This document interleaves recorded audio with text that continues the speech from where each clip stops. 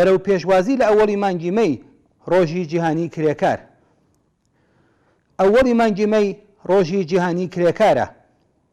لەم ڕۆژەدا لە گۆشە و کەناری جیهان دووبەرەی دژبەیەکی کار و سەرمایە لە هەموو کاتێک زیاتر ڕیزی چینایەتی خۆیان نمایش ئەدەن. لەم ڕۆژەدا لە ڕیزی کار و ئینسانیەتدا ڕەگەز، ئاین، نەتەوە، زمان، ئاڵا و جیاوازی جنسیەتی وەلا دەنرێن. ڕەنگی پێست و چاو، بیانی بوون و خۆجێوی بوون، پیاویان ژن بوون، هیچ کامیان نە بە ئیمتیاز و نە بە کەم هەژمار دەکرێن.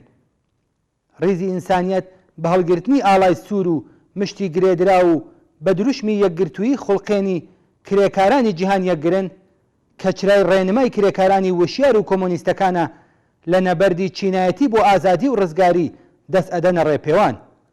لەم ڕۆژەدا چینی کرێکار لە وڵاتە جۆراوجۆرەکانی جیهان خواست و داخوازی چینایەتی، پیشەیی، کۆمەڵایەتی، ئابووری و سیاسی خۆی کە داخوازی زۆربەی کۆمەلگایە لەوانە دژایەتی لەگەڵ نظامی دژەمرۆیی سەرمایەداری، هەڵوەشانەوەی کاری کرێگرتە و چەوسانەوەی مرۆڤ بەدەستی مرۆڤ، بەرابەری جنسیەتی، دژایەتی لەگەڵ میلیتاریزم و شەڕ و کوشتنی ڕۆژانەی ئینسانەکان، دژایەتی لەگەڵ کاری منداڵان و منداڵازاری، دژایەتی لەگەڵ لە ناوبردنی ڕۆژانەی ژینگە، دیفاع لە ئازادی ڕادەربڕین، ئەندێشە، ڕێکخرا و هیتر لە کۆبوونەوەکانی خۆیاندا هاوار دەکەن.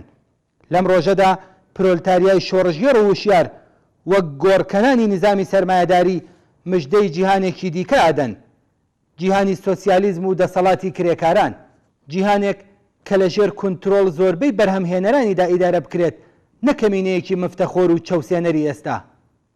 لە بەرامبەر ئەم ڕیزە لێوا و لێو لە ئینسانیەت و یەکسانی خوازیەدا سەرمایەداران و دەوڵەتی لایەنگری ئەوان بە یاسا و ناوەندی کردەوەیی، قەزایی و داڕشتنی یاسا، بە پۆلیس و دەستگای سەرکوتگەر و ئەمنی، بە پاپ و کەلیسا، بە ئاخوند و ڕەوزە خوێن و فریوکارانی پیشەیی، بە کەنیسە و خاخام، بە پۆلیس و ئەسپ و سەگی ڕاهاتوو، بە زیندان، ئەشکەنجەگەر، جەلاد و دەیان ئامراز و ئیمکاناتی دیکەی سەرکوت و دواکەوتویی لە بەرامبەر کرێکاران و مرۆڤایەتی ئازادی خواست کە خوازیاری گۆڕینی جیهانی ئێستا و دامەزراندنی دنیایەکی دیکەیە بەڕیز دەبێت و ڕوخساری دژەمرۆیی خۆی نیشانەدات. ئەمڕۆ بورژوازی لە هەموو کاتێک زیاتر کۆمەلگای مرۆیی بەرەو هەڵدێر بردووە و دەبات. سەران و دەسەڵاتدارانی وڵاتانی ئەمپەریالیستی جەحەنەمێک کە ئەمڕۆ بە بەرەکەتی نێئۆلیبرالیزم پێکیان هێناوە لە هەموو کاتێک زیاتر ناکۆکی چینایەتیان ئاشکراتر و مەودای نێوان سەروەت و هەژاریان بەرینتر کردووە.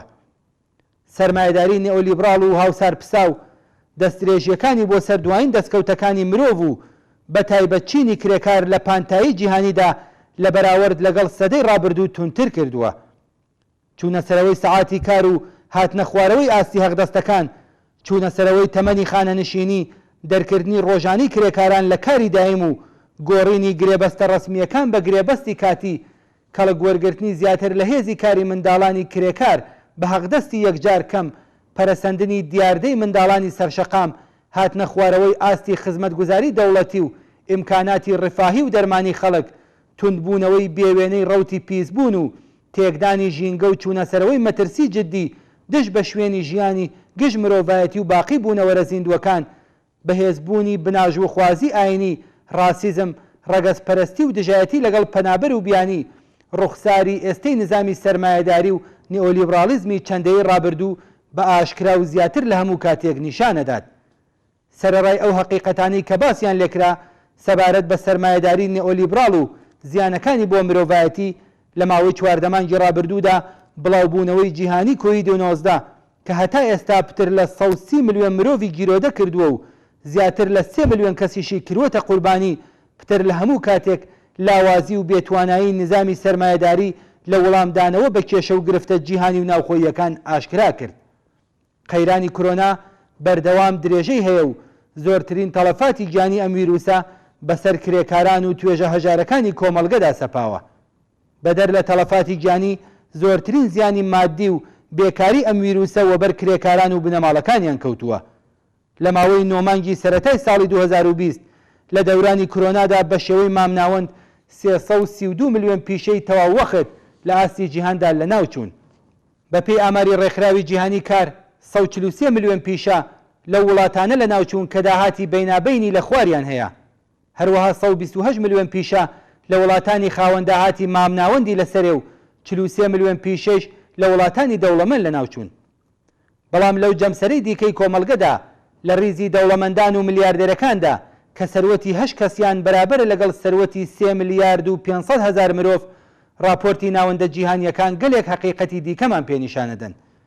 بە پێی راپۆرتی بانکی UBS لە سوئیس، سەروەتی ملیاردێرەکانی جیهان لەو پەڕی گشتگیربوونی کۆرۆنادا گەشەیەکی بەرچاوی بووە. بە پێم راپۆرتە لە نێوان مانگەکانی ئاوریل تا ژوورەی ساڵی 2020 دارایی دەوڵەمەندە گەورەکانی جیهان پتر لە 1/4 واتە 27.5% چۆتە سەرێ و گەیشتووەتە ڕێکۆردی 10 تریلیۆن و 200 ملیارد دۆلار.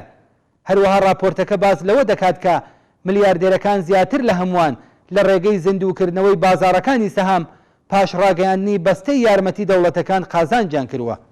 ئەم ڕێکۆردە لە حاڵێکدا تۆمار کراوەکە بە پێی راپۆرتەکان لەو پەڕی بڵاوبوونەوەی ویروسی کۆرۆنادا میلیۆنها کەس بەهۆی بڵاوبوونەوەی کۆرۆنا و داخستنی ئیش و کارەکان و دەرکردنی بە کۆمەڵ پیشەکانیان لەدەست داوە و بە وەرگرتنی یارمەتیەکی بێبایەخی دەوڵەتی کە لە زۆرێک لە وڵاتانی دیکتاتۆر لێدرا و وەها یارمەتی گەلێک یەکجار کەم ویان هەربوونیان نییە ژیان بەسەرەبن.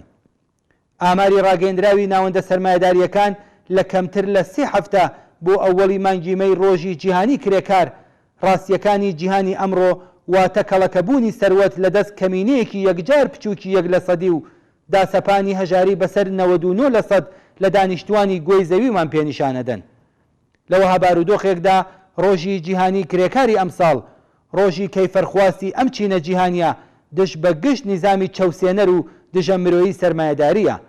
ئەگەر بڵاوبوونەوەی ویروسی کۆرۆنا و لە بەرچاوگرتنی سڵامەت و تەندروستی کۆمەلگا ڕێگە بە حوزوری ملیۆنی کرێکاران لە 5 قاڕەکەی جیهان نادات، بەڵام چینی کرێکار لە هەموو دەرفەت و ئامرازێک بۆ محاکەمەی سەرمایەداری و دەوڵەتەکانیان هێنانە گواری خواست و داخوازی ئابووری کۆمەڵایەتی سیاسی تەندروستی و دەرمانی خۆی کەڵک وەردەگرێ. ئەمڕۆ لە هەموو کاتێک زیاتر گەنیوی سەرمایەداری بنبەستەکەی و بەرەو نابودی بردننی مرۆڤ و سروشت لەلایەن ئەو نیزامەوە دەبیندرێ. بۆ جارێکی دیکە و لە ئەوەڵی مانگی مەیدا پرۆلتاریای جیهان بە دروشمی نەفی بربەریەتی سەرمایەداری و پێکهێنانی کۆمەڵگەی ئازاد و بەرابەری سۆسیالیستی عەزمی شۆڕژگێڕانەی خۆی بۆ لە گۆڕنانی ئەم نیزامە نیشانەدات.